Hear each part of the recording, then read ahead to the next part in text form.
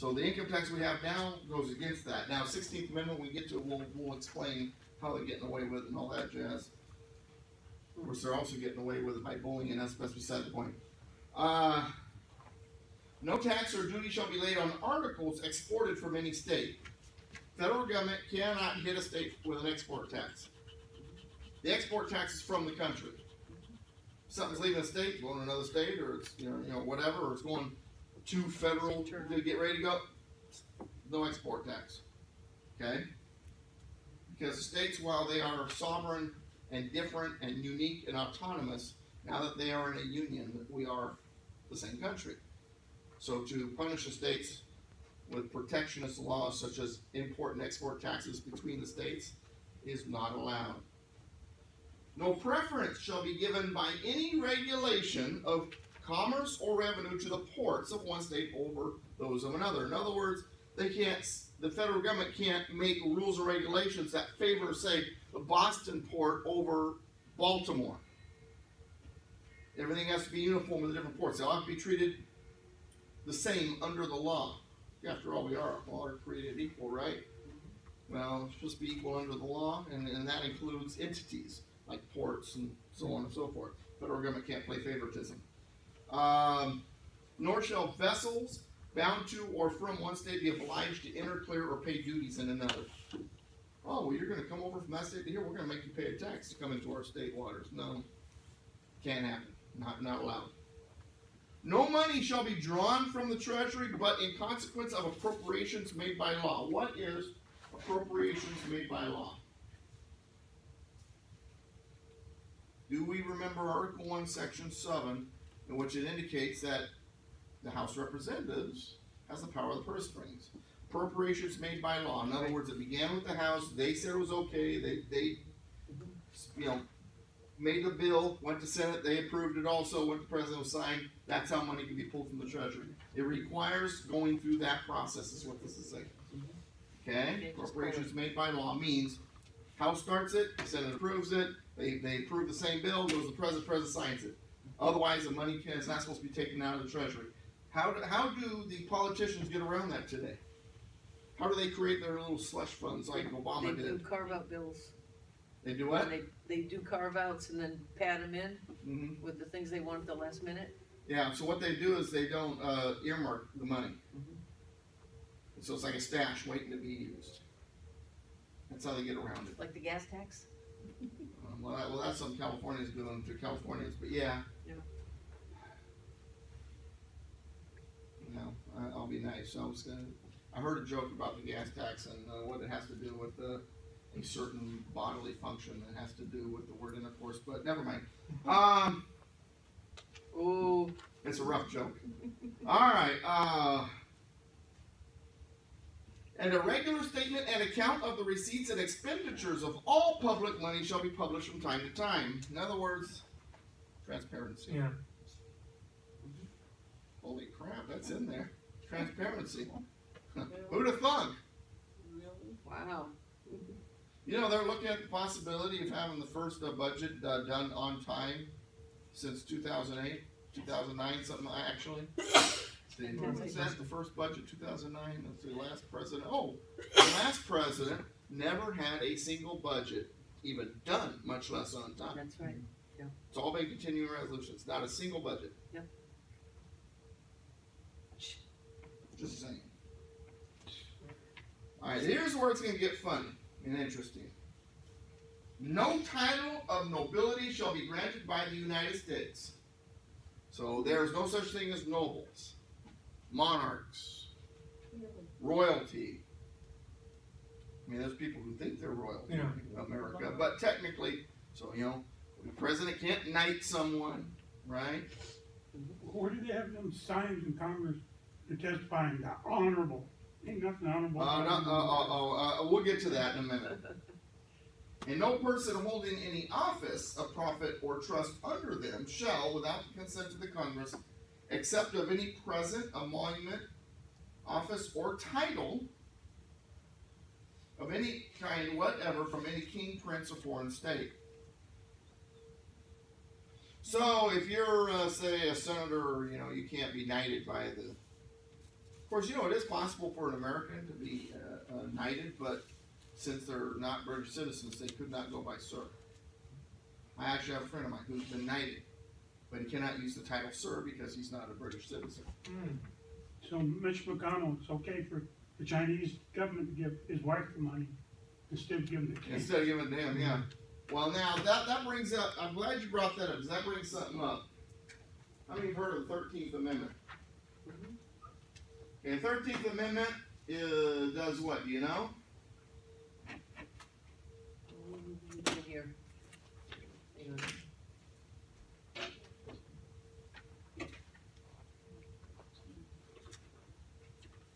It outlawed something. What did it outlaw?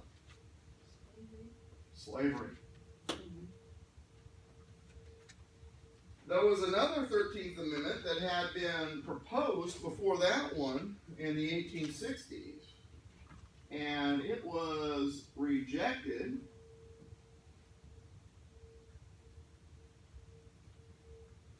It had been rejected, and it would have legalized. What do you read here?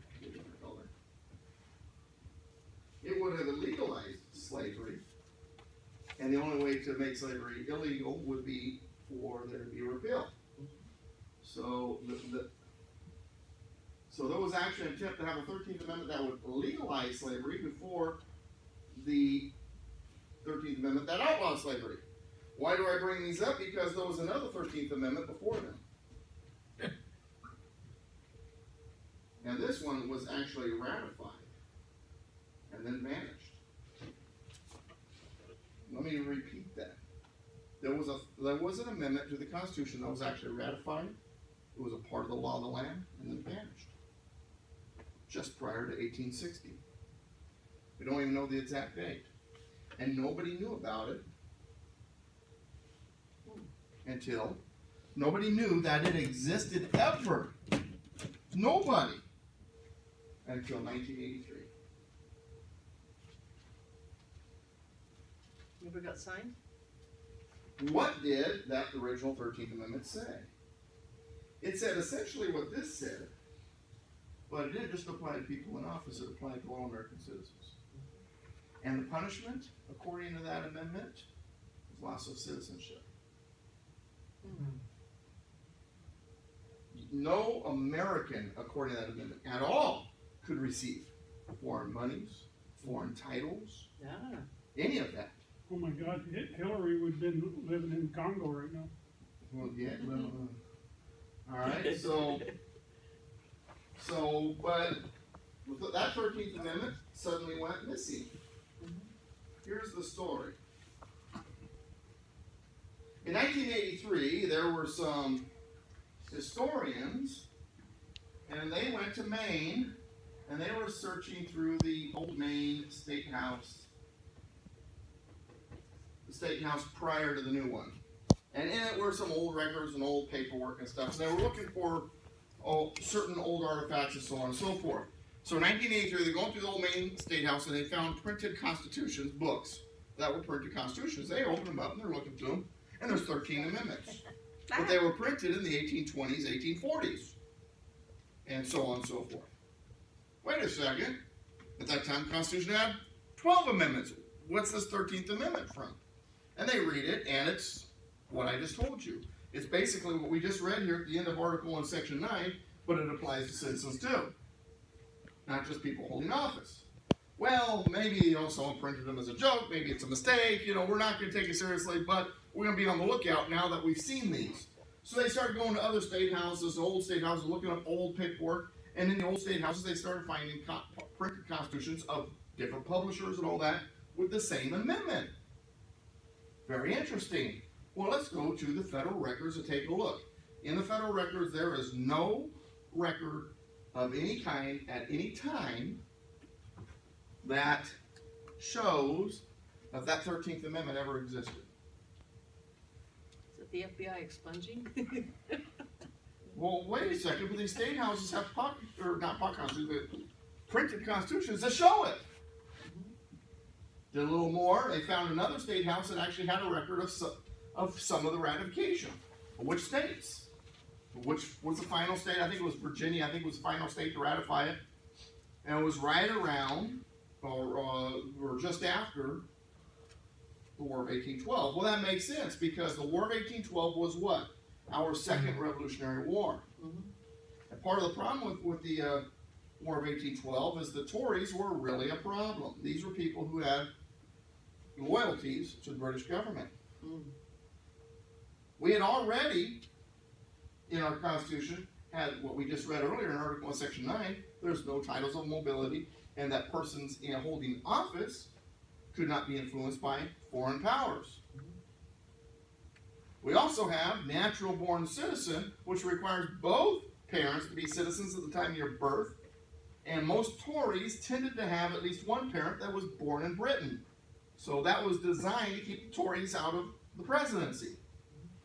But yet, in the War of 1812, we still had all this problem with these loyalists to the British Empire causing us problems during the war.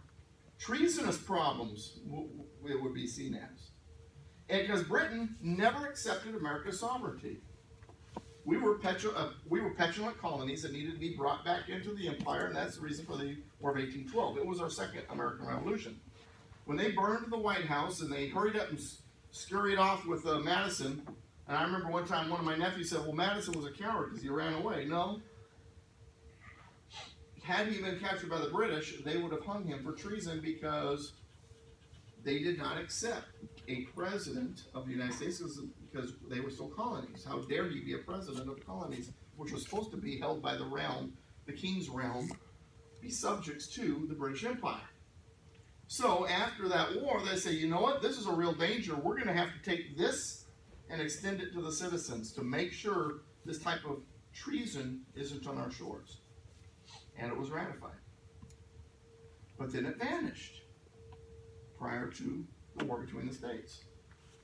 Well, gosh, how did it vanish? There have been many theories and a little bit of evidence, but not enough evidence to prove it for sure.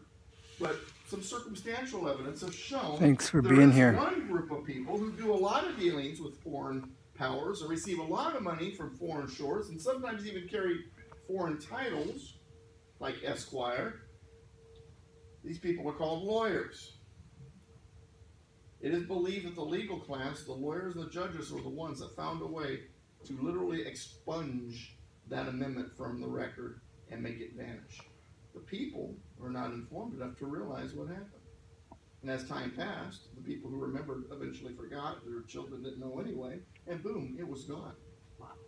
And that way the lawyers could then, and the bankers, could then work with foreign governments with ease without having a risk of losing their citizenship as the original 13th Amendment commanded. Isn't that interesting? Yeah. The fear of foreign influence was so great that we had that amendment, and there were those who wanted that foreign influence and wanted to tie into it and get the power and the money from it and tie the United States into it. But they literally made an amendment. Are they gonna bring it back or, No, Well, no. You kidding me? Could you make the legal class has already decided, well, you don't have proof it existed. All those are is printed constitutions. That's been the argument. It would be. There is actually there's the people who discovered this. They're actually started a little society. They would like to use a lawsuit to try to yeah, get it back into the record. Maybe add it as the 28th Amendment because as it once existed. I wonder how many people would be in big trouble if that was the case. oh, oh my God, Bill and Hillary would be right at the top of the One entire party would probably be in jail. yeah. and part of the other party. And it was signed into law. It was ratified by states. It was a part of the Constitution, and it vanished. It wouldn't be the first time a lawyer did something nasty. Yeah, well, I'll be nice to my lawyer friends because I got family that are lawyers, but the lawyers that understand the Constitution, they get it, they're originalists, they agree with me when it comes to my distaste of lawyers and judges.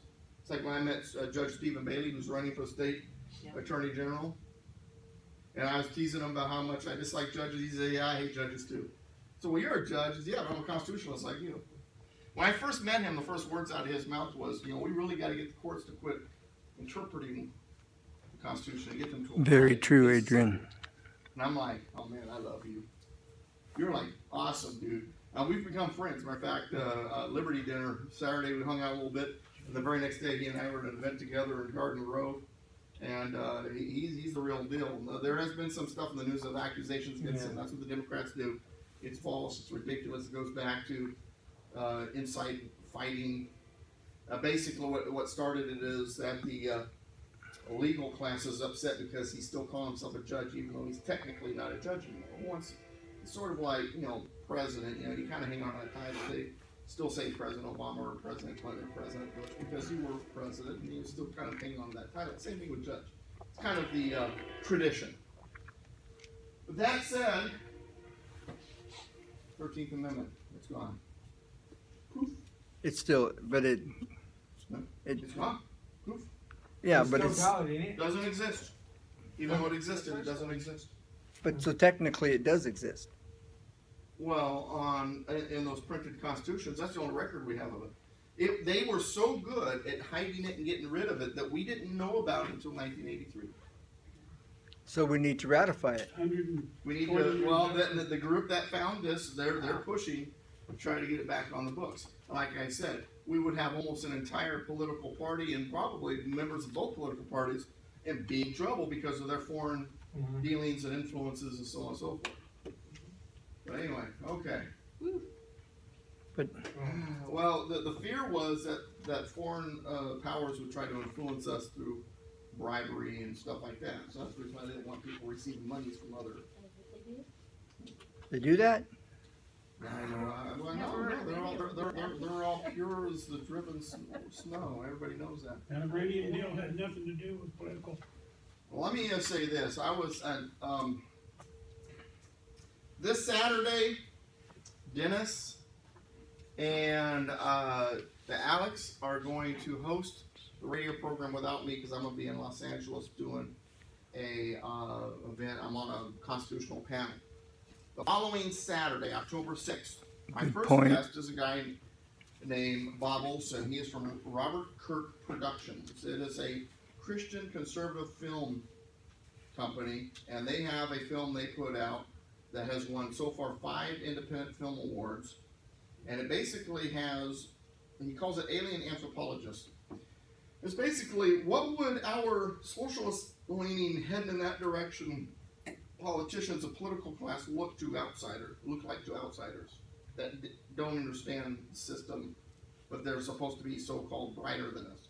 So these alien anthropologists show up, and that's what it's about. They're watching, and it's funny because some of the names he chose, you can tell which characters who. For example, the FBI chief's name is James Homey.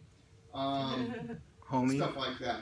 And on October 6th, after he's on my show, on October 6th, at the Constitution Association monthly meeting, we are going to show that film. It's a 25-minute film.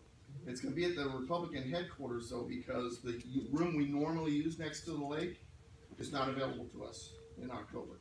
So we're actually using a different location. I was supposed to print flyers, forgot to. I'll get them to you next week.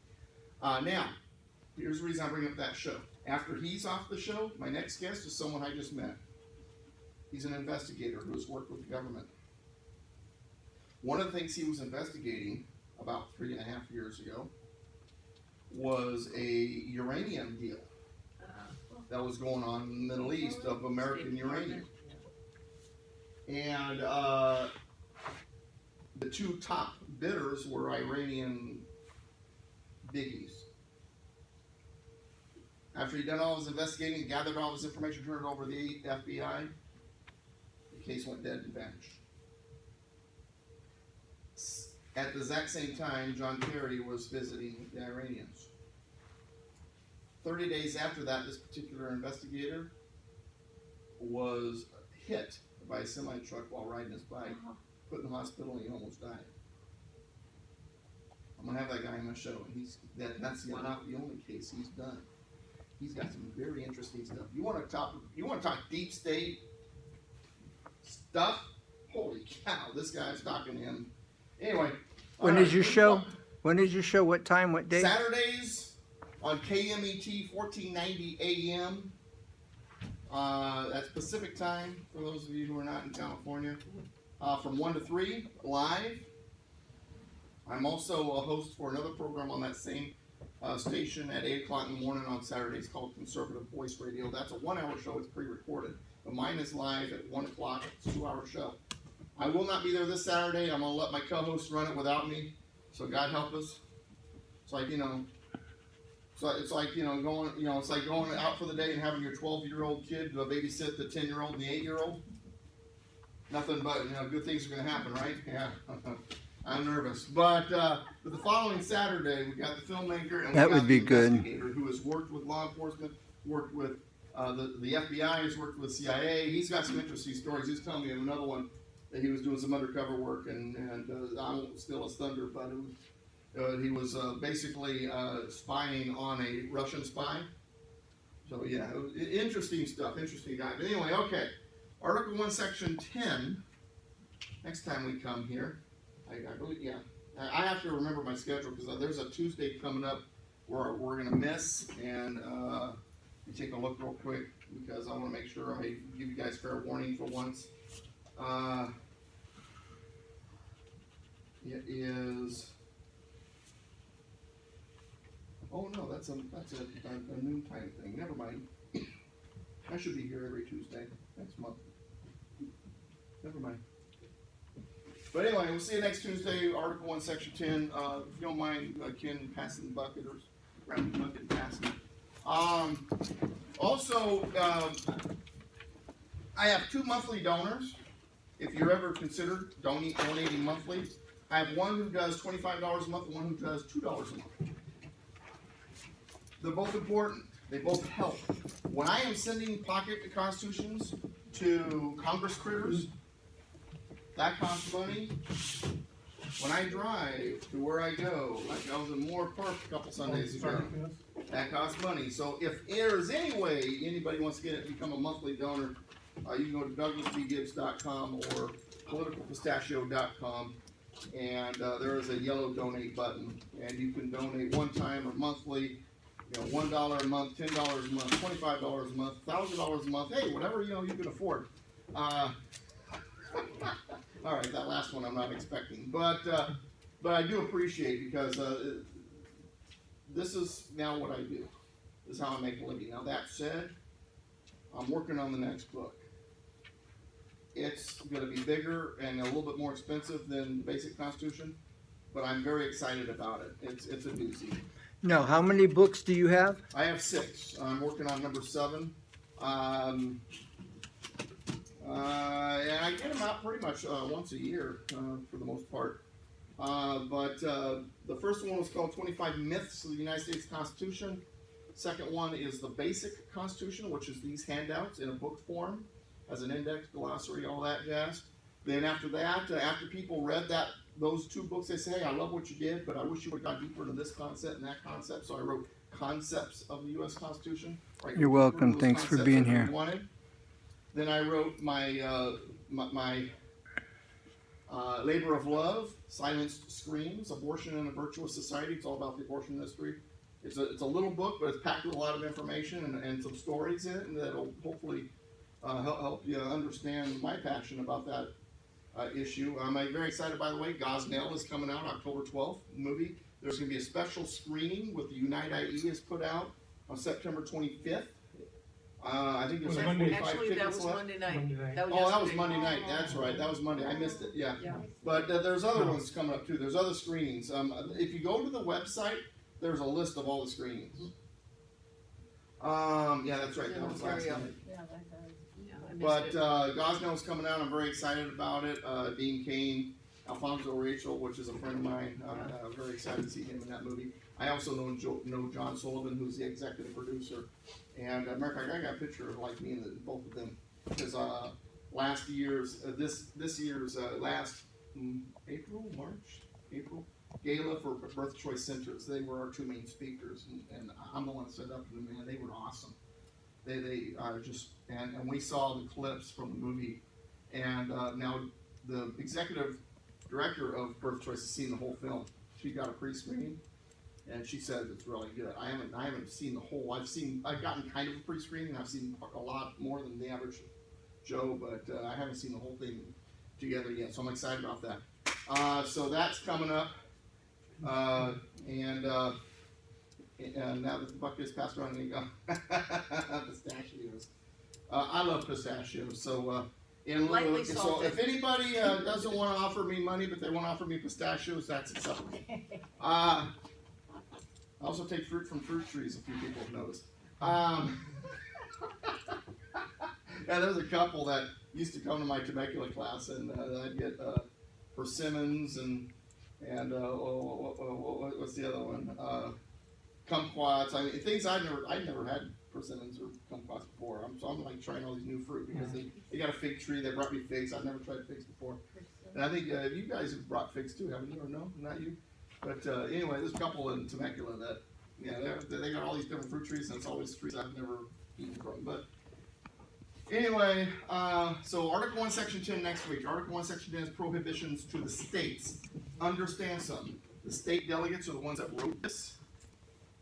So they are literally giving themselves prohibitions so that they don't interfere. So that's what we're going over next week.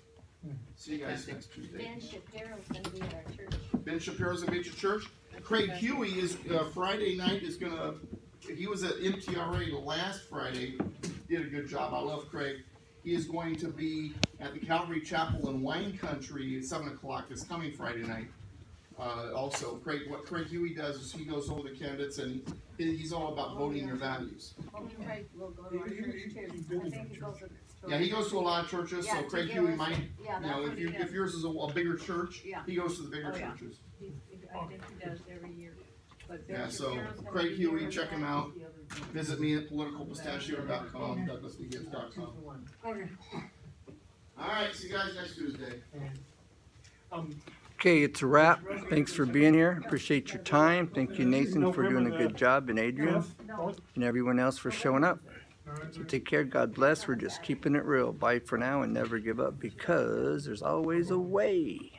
Bye. Yeah, that's in a month. Yeah, that's like in a month. Is she gonna have that? Isn't that missing 13th Amendment fascinating? Yes. That is.